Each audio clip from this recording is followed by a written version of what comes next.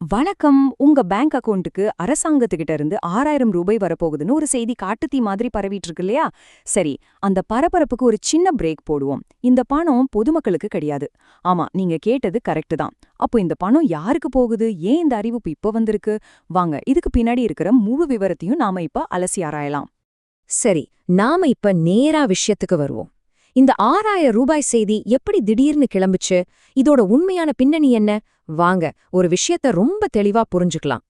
முதல்ல நம்ம எல்லாருக்கும் இருக்கிற அந்த முக்கியமான கேள்வி, இந்த 6000 ரூபாய் பணம் உண்மையிலே எல்லோருக்கும் கிடைக்க போகுதா?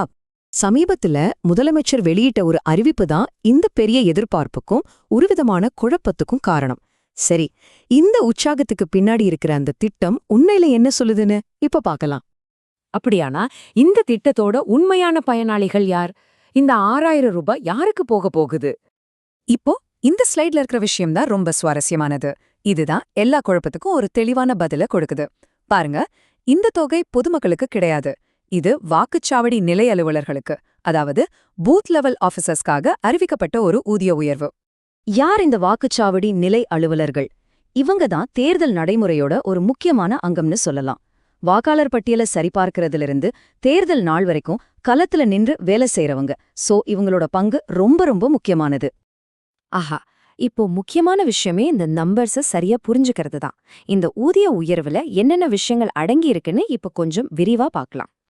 இதுக்கு முன்னாடி வரைக்கும் இந்த வாக்குச்சாவடி நிலை அலுவலர்களுக்கு வருஷத்துக்கு மதிப்பூதியமா 6000 ரூபாய் தான் கொடுத்துட்டு இருந்தாங்க.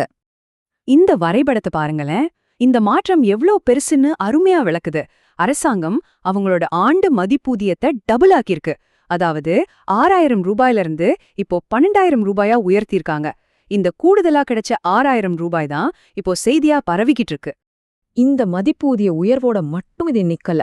அவங்களுக்கான ஊக்கத்தொகையும் 2000 ரூபாயா உயர்த்தப்பட்டிருக்கு. இது அவங்க வேலைக்கு ஒரு கூடுதல் அங்கீகாரம் மாதிரி. இந்த முழுமையான ஊதிய மற்றும் ஊக்கத்தொகை உயர்வுக்காக தமிழக அரசு ஒதுக்கியுள்ள மொத்த நிதி எவ்ளோ தெரியுமா? 99 கோடி ரூபாய். இதுவே இந்த திட்டத்தோட அளவை நமக்கு தெளிவா காட்டுது. சரி, இந்த அறிவிப்பு கரெக்டா இப்போ வந்தது?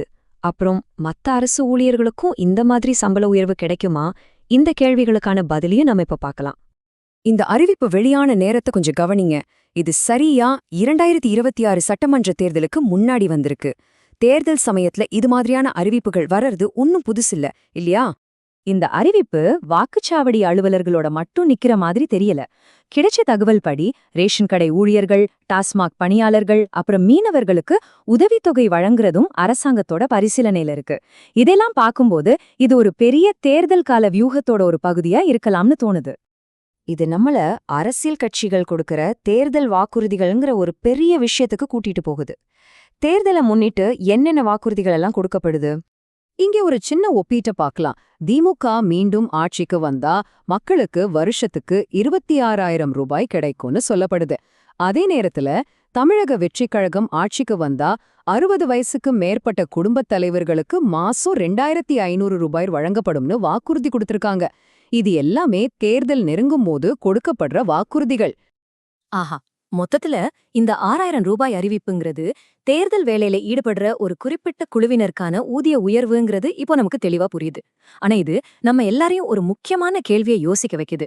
இது மாதிரியான தேர்தல் கால நிதி அறிவிப்புகள் மக்களோட வாக்குகளை எந்த அளவுக்கு தீர்மானிக்குது? அதுதான் நம்ம எல்லாரையும் யோசிக்க வேண்டிய விஷயம்.